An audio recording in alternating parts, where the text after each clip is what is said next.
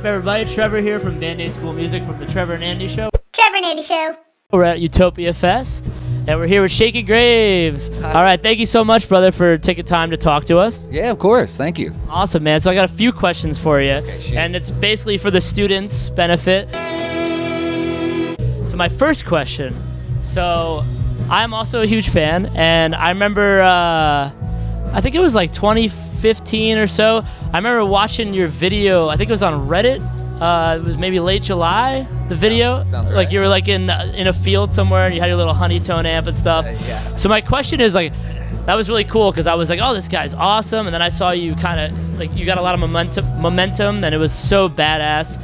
And then my question for you is like, how important is it for someone up and coming now, like a student, to use social media to really market themselves?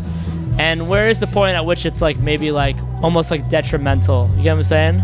Right. I mean, to me, something I always kind of tried to do was, social media wise, was kind of hide in public. I've never like shied away from social media, but at the same time, I didn't overly. Also, at the time when I was coming up, because I'm old now, social media didn't exist back. No, it existed, but it definitely wasn't such a like like MySpace was like hot. MySpace was like, MySpace was fire. and so like if I can recommend, like MySpace is great. I don't think it is anymore, but if you can go back in time, MySpace. get your stuff on MySpace, you'll go so far.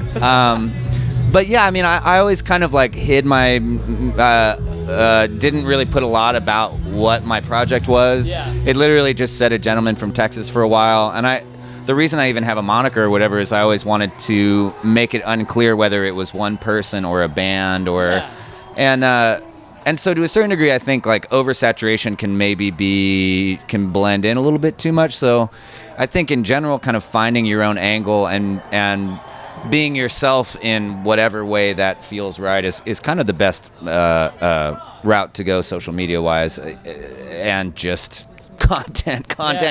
No, but yeah, I mean, I literally just played everywhere I could, for years, and yeah, made videos every chance. I didn't get to put that video together. It just sort of, someone was like, hey, I'm doing takeaway show. I don't even think they call them takeaway shows anymore, right? It's just such a, but there was like, that was a thing. I remember takeaway shows. It was like a Blogatech, and it was.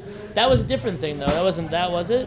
I think those were called takeaway show, or it was. Takeaway show? No, that was not. That was off-brand. That was. I think it was called Be Lie All. I know you're talking about like walking around the streets and I don't even know the UK somewhere. That was like. Yeah, it was like Devotchka in a French restaurant, or like oh no, Sigur Rós is in an elevator with you, or whatever. Oh, whatever. Man, that's scary. Yeah. So do that, I guess. Cool. Very cool. Yeah. Awesome. Yeah. It's so kind of, it's like almost cool to be like a little bit, like vague or mysterious, because then it's. If you're kind of overselling yourself or over-specifying, it's almost you don't like... want people know too much. Yeah, exactly.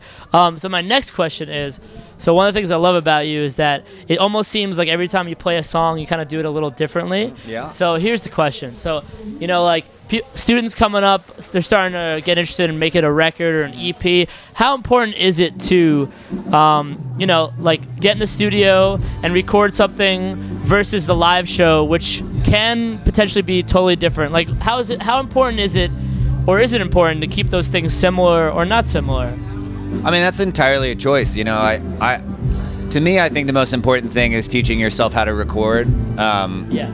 Period. Knowing how to work in a studio is one thing, but like learning how to manipulate your own sound however you see fit is just like a never-ending opportunity and ever-deepening pit of music, And I usually have taught myself everything by recording. Like I usually record ahead of my talent level, or like I'll like get a lick one time and then just be like, woo, and like loop it and then sing over it in some crazy way and then be like, I can't do these two things at the same time. And then now in the future, since I'm old, I can sometimes do them at the same time, but that's also why my shit sounds different all the time, because it's an imperfect art. And I also don't, sometimes I wish everything sounded the same all the way through.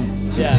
And there's something to be said for that. It's really fun to be in a band or to be a band that there is no difference. You know, it's like being able to play in come rain or shine and always sounding the same is very cool, and it helps open a lot of doors because you know, it sucks to have someone like hand you a guitar and be like, do you want to play a song? And you do want to play a song, but you literally can't. You're like, well, does anyone have a flute or maybe like a drummer? You know, and people are like, nah. Like, well, it's not really gonna make sense otherwise. But yeah, I think I also will record a song and then sometimes find out what it actually should be like later live, and sometimes I just stick with the live version. Yeah. You know, I never double back. Yeah.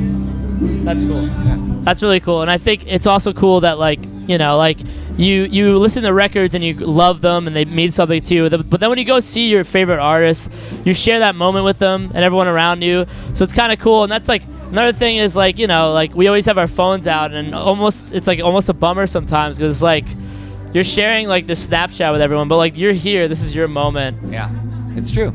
I don't know if I would ever want to sound the exact same all the time, because then you're just doing the same thing over and over again. I mean, I try and play whatever show I want to have that day. Like today, I have no idea what our show's going to be like.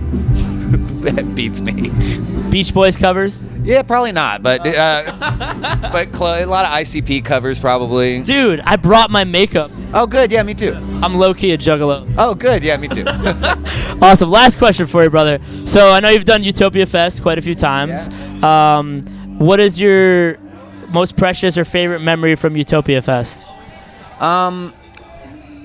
One poignant memory. This is the last place I saw Charles Bradley before he passed away. Oh, yeah. And then the next year that we came back, they did like a rousing montage, and it was like the day he died. He died while UTOPiAfest was happening. It was like a full moon, and everyone was like crying. They played like footage of him playing Utopia. It was amazing. But also personally, this is where I met my now fiance 4 years ago.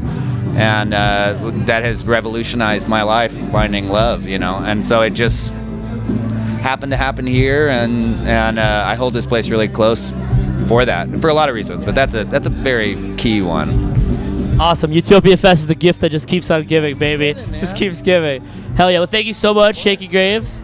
Appreciate you. Pleasure. And Trevor here from Band-Aid School of Music, and we will see you next time. Whoop, whoop. See you at the Gathering of the Juggalos. Gathering of the Juggalos, baby. Yeah, we'll see you there.